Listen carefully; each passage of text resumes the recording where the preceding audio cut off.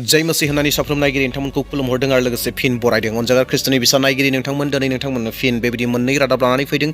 जि रादाबा गोबां गिथावना, गोबां लासिंसिं, गोबाङैनो जिखौ सिमानि बाहेराव होननानै बुंनो नांगोन, जे बांद्रायथारबाय होननानै, जेराव सासे पास्टरखौ जबरदस्ति 40 सुबुंफोरा, बजरं दलनि 40 सुबुंफोरा जबरदस्ति हमदों, खादों आरो खानानै गोबां बुदों आरो सेन्देलनि माला गानहोनानै गामि गामि दैथिंदों आरो बिखौ मोनसे मन्दिरनि जि हनुमान मन्दिर दङ गाव गामिनि खाथियाव, बै गामिनि खाथियाव थानाय हनुमान मन्दिरथिं खानानै बिखौ जबरदस्ति गोबोरखि जाहोदों आरो बबेबा नालानि, गाज्रि नालानि दैखौबो लोंहोदों।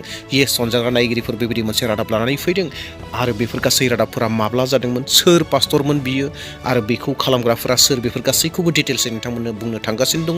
बेयावहाय नोंथांमोना भिडिअखौ जोबजासिम नायगोन। आरो मोनसेया जाहैबाय जेराव माखासे सुबुंफोरा, माखासे ख्रिस्टियान सुबुंफोरा, गाहाम रादाब फोसावग्राफोरा मोनसे बासजों थांबाय थादोंमोन आरो बै बासखौनो जबरदस्तियै बुख्रुबदों गोबां मानसिफोरा। अनजाग्रा नायगिरिफोर, गोबां दुखुनांथावना रादाब। बेयावहाय नोंथांमोना नायदो आरो नायनानै नोंथांमोना आर'ज खालामनो दाबावसै। येस, अनजाग्रा नायगिरिफोर, नोंथांमोननो बे रादाबखौ लानानै फैदों। दे अब्ला अनजाग्राफोर, मोनफा मोनफा रादाबखौ नायलांबाय थादो आरो बेफोर गासै जाथायफोरा बोरै जानो मोनखो, बेफोर मोनफ्रोमबो बाथ्राफोरखौ डिटेल्सै नोंथांमोननो खोन्थानो थांगासिनो दङ। नोंथांमोना बेखौ नायग्रोदो। ओडिशा राज्य के ढेंकनाल जिले के पारजंग गांव में एक घर में प्रार्थना सभा आयोजित की जा रही थी। उस वक्त लगभग 40-50 लोगों की भीड़ ने बाहर इकट्ठा होकर घर में जबरदस्ती प्रवेश किया और पादरी विपिन बिहारी नाइक को घसीटकर बाहर ले गए और जय श्री राम का नारा लगाने के लिए मजबूर किया और उन्हें गाय का गोबर खिलाया। भीड़ के द्वारा लगातार उन्हें थप्पड़ मारे गए। अनजाग्रा ख्रिस्टनि बिसा नायगिरि नोंथांमोना रादाबखौ अलरेडि एबा भिडिअ क्लिपखौ नुबाय। जुदिअ भिडिअ क्लिपाव बेबायदि साफा एबा क्लियार मोनसे भिजुवेल बेबायदि भिडिअ क्लिप गैया, जेरावहाय नोंथांमोननो मोजाङै दिन्थिनो होननानै आङो सानब्लाबो दिन्थिनो हानाय नङा। नाथाय अनजाग्रा नायगिरिफोर, बे जाथाया सैथोथार आरो बे जाथाया जादों जाहैबाय उरिस्सानि जिल्ला धेनकाल होननाय, आरो बे धेनकाल होननाय जिल्लानि सिङाव पारजांगाव होननाय मोनसे गामि दङ। बै गामियाव जानाय जाथाय, जेरावहाय पास्टरा बेयाव खुलुमनाय सिबिनाय खालामबाय थायो आरो बै सानखालिबो खुलुमनाय सिबिनाय खालामनो बेयाव दङमोन। आरो जेब्ला बिथाङा खुलुमनाय सिबिनाय खालामबाय थादोंमोन आरो बै खुलुमनाय सिबिनाय खालामबाय थानायाव गासै 40 जन सुबुंफोर, बजरं दलनि सुबुंफोरा थांनानै एटेक खालामहैदों।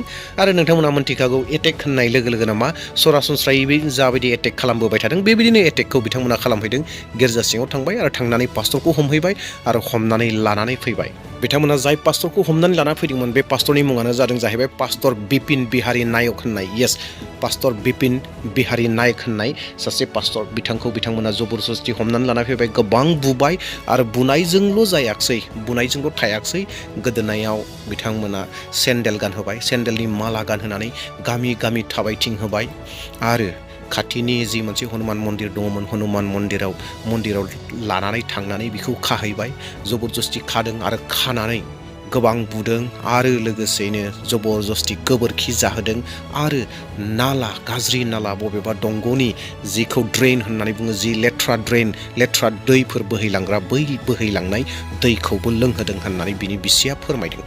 येस, अनजाग्रा नायगिरिफोर, आरो बे जाथाया जादों जाहैबाय 2026नि जानुवारि दाननि 4 जानुवारियाव। येस, अनजाग्रा नायगिरिफोर, बे बोसोर 2026नि जानुवारि दाननि 4 खालार खालि बे पास्टरखौ बेबायदि गाज्रियै नासयहोदों एबा ठाट्टा खालामदों, लासिंसिं खालामदों। जायफोरा बेबायदि गाज्रि खामानिखौ मावबाय, मा सोदोब होननानै, मा रावजों बिथांमोनखौ फोरमायबावनो, बिथांमोननि जिथु गाज्रि खामानि मावनाय, बे खामानिखौ मा होननानै बुंबावनो।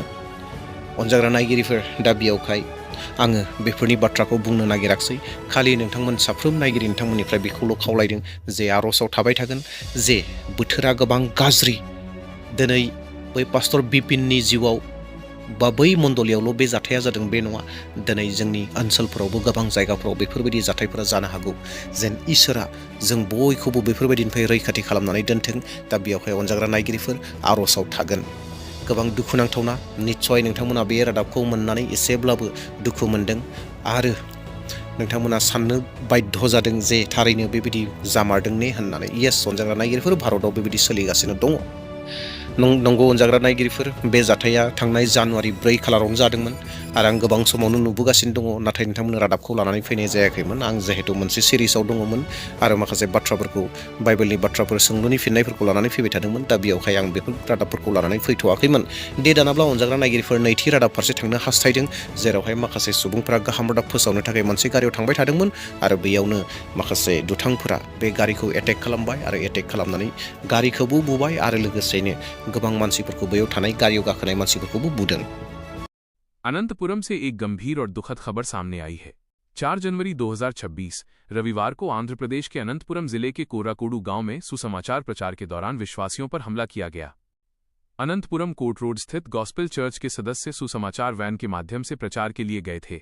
इसी दौरान कुछ मतोन्मादियों ने वैन को घेर लिया और अचानक पथराव शुरू कर दिया। इस हमले में कई विश्वासी घायल हुए हैं और वैन को भी नुकसान पहुंचा है। ये घटना न केवल मानवता पर बल्कि धार्मिक स्वतंत्रता पर भी एक गंभीर सवाल खड़ा करती है। हम सरकार और प्रशासन से मांग करते हैं कि दोषियों के खिलाफ सख्त कार्रवाई की जाए और विश्वासियों की सुरक्षा सुनिश्चित की जाए। साथ ही हम सभी से निवेदन करते हैं कि घायल विश्वासियों के लिए प्रार्थना करें और उस क्षेत्र में शांति और प्रेम बना रहे, इसके लिए आवाज उठाएं।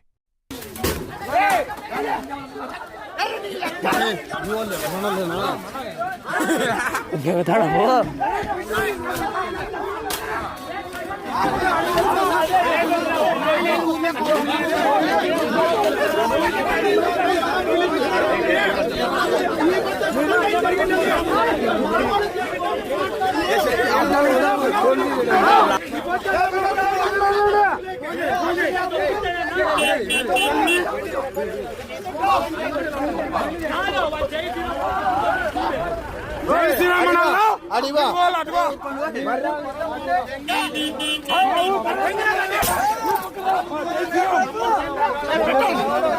अनजाग्रा नायगिरिफोर, नोंथांमोना बे रादाबखौ मोननो हाबाय एबा बे भिडिअ क्लिपखौबो नोंथांमोना नुबाय, जेरावहाय गोबां सेंग्राफोरा बासखौ बुख्रिबगासिनो दङ आरो बे जाथाया जाहैबाय मध्य प्रदेशनि अनुपुरम होननाय जिथु जिल्ला दङ, बे जिल्लानि सिङाव थानाय कोराकुडू होननाय मोनसे गामियाव जानाय मोनसे जाथाय, जेरावहाय जाय भेननि सिङाव ख्रिस्ट'खौ फोथायग्रा फोथायारि सुबुंफोर दङमोन आरो बिथांमोना मोनसे फारलायाव दङमोन आरो बे फारलायाव थांनायखौनो बिथांमोना धोरोम सोलायहोदों, बायदिसिना बाथ्राफोर बुंनानै गारिफोरखौ बुख्रेबदों, गारिखौ गोबां डेमेज खालामबाय आरो लोगोसेनो सिङाव थानाय जि फोथायारिफोर दङमोन, मिशनारिसफोर दङमोन, बिथांमोनखौबो गोबां खहा खालामदों। डेट मिन्स बिथांमोननि मोदोमफोरावबो बुदों आरो बिथांमोनखौ गोबां इनजिउर्ड खालामबाय। येस अनजाग्रा नायगिरिफोर, बे जाहैबाय मध्य प्रदेशनि जाथाय, अनुपुरम होननाय जिल्लानि आरो कोराकुडू जानाय जाथाय। जोंनि भारताव बेबायदि सोलिगासिनो दङ अनजाग्रा नायगिरिफोर, आरो बे जाथाया जादों जाहैबाय 2026निनो जानुवारि दाननि 4 खालाराव, येस सेम तारिखआवनो जादों। जि गोबोरखि जाहोनाय बेबो जानुवारि 4आव जादों 2026नि, आरो बे नैबे बास जिथु भेन बुख्रेबनाय बेबो एखे सेम डेटआवनो जादों। दिनै जोंनि भारताव बेबायदि अबस्था जानानै दङ नोंथांमोन। जों गोबां समाव सानफ्लाङो जे जोंनि सायाव जों मोजां दङखाय जों मोजां होननानै सानो, नाथाय गोबां प्रब्लेम्सफोरा फैगासिनो दङ। अनजाग्रा ख्रिस्ट'नि बिसा नायगिरिफोर, दा बेवहाय सांग्रां जानानै थागोन, आत्मिक जिउ बोलोगोरा जानानै थागोन, आर'जाव नांथाबनानै थागोन, जेन जोंनि ओनसोलफोराव जोंनि जायगाफोराव बेफोरबायदि समयसाफोरा जेन दाफैथों। नाथाय अनजाग्रा ख्रिस्ट'नि बिसा नायगिरि नोंथांमोन, जों मोनसे बाथ्राखौबो गोसोखांनांगोन, जेब्ला जिसु ख्रिस्ट'आ गावनि सेलाफोरजों दङमोन आरो गावनि नैथि फैफिननायनि बाथ्राखौ सावरायदोंमोन, बै समावबो जिसु ख्रिस्ट'आ बेफोर गासै बाथ्राफोरखौ बुंदोंमोन जे जोबनाय बोथोर फारसे बेफोरबायदि जाथायफोरा जागोन, आंनि मुङै सैसोनो गोनां जागोन, आंनि मुङै बुजागोन, आंनि मुङै सिथारजागोन, आंनि मुङै जेलाव थानो गोनां जागोन होननानै जिसु ख्रिस्ट'आ बुंखादोंमोन। थिग बेबायदिनो दिनै सोलिगासिनोबो दङ। दा अनजाग्रा नायगिरिफोर, जोङो बे गासैखौ नायोब्ला जों मोन्थिनो मोनोदि बोथोरा खाथिसै, जिसु ख्रिस्ट'नि फैफिननाया, बुहुमनि जोबनाया खाथिनिख्रुइ खाथि जाबोगासिनो दङ, बे बाथ्राखौबो जोङो हमदांनो हादों। जेखिजाया अनजाग्रा नायगिरिफोर, बेफोर गासै जाथायफोरखौ नायनानै नोंथांमोना मा सानखो, बेफोर गासै जाथायफोरखौ नुनानै बिथांमोननि आखल आखुखौ नोंथांमोना मा होननानै बुंनो सानो, नोंथांमोना कमेन्टआव मोन्थिहोगोन।